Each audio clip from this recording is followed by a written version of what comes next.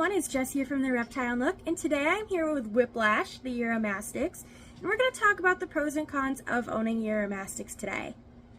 Starting off, as always, with some of the cons is that these guys can be a little bit harder to find in the reptile world. They are gaining more popularity, but they're not going to be as easy to find to get one as a pet as, say, a bearded dragon or a leopard gecko would be.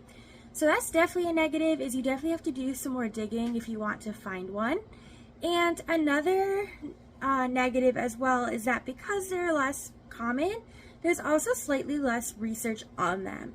But that being said, there are some great care guides out there, such as Reptophiles.com has a great Uromastyx care guide. That's what we use to make sure that all of our research is up to date, and we do additional research as well.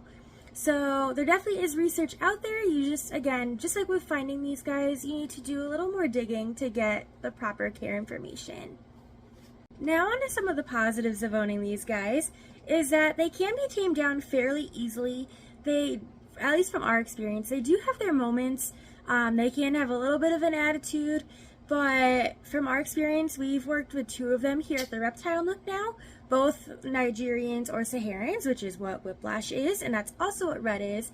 And they come in with a little bit of an attitude, but then they can, get tamed down. They don't learn to love handling, but they definitely can tolerate it without getting too stressed out, which is a huge positive because we don't want our animals to be stressed when we're handling them.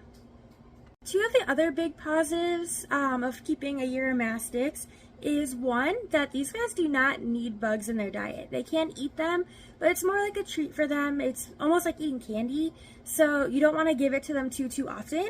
So if you're squeamish about feeding a reptile bugs, these would be a great option to avoid feeding bugs or even mice, because they wouldn't eat those either. Their diet would be primarily salads with some seeds as well. So we find that a parakeet blend works really well for these guys because it has the white millet, which they love, and it also lacks sunflower seeds, which is not good for them. Another positive of owning a Uromastyx is that this is one of the only common reptile species that does not need water in the enclosure. So they get all of their water strictly from their fruits and vegetables because they come from the desert where the humidity is so low that there's really not a lot of water around for them to find in the wild anyway. So you can put water in if you really want, but you have to make sure there's proper ventilation and that the humidity is low enough to support that, because if the humidity does get too high, they can get a respiratory infection. So Whiplash here does not get a water dish, but we do make sure we give her enough salads to supplement so she stays hydrated at all times.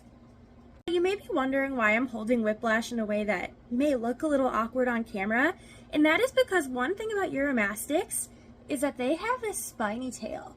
So they will whip that tail as a form of defense, and we find that Whiplash is much calmer when we are supporting the base of that tail, just as I am, as I just showed you. So that is why she's being held at somewhat of an awkward angle, at least from what it appears on camera, because that's what's actually helping her to feel nice and secure right now.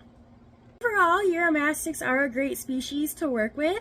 They can be a little sassy sometimes, but if you're willing to, work past that and go out of your way to find one of these guys, they do make really great animals to care for.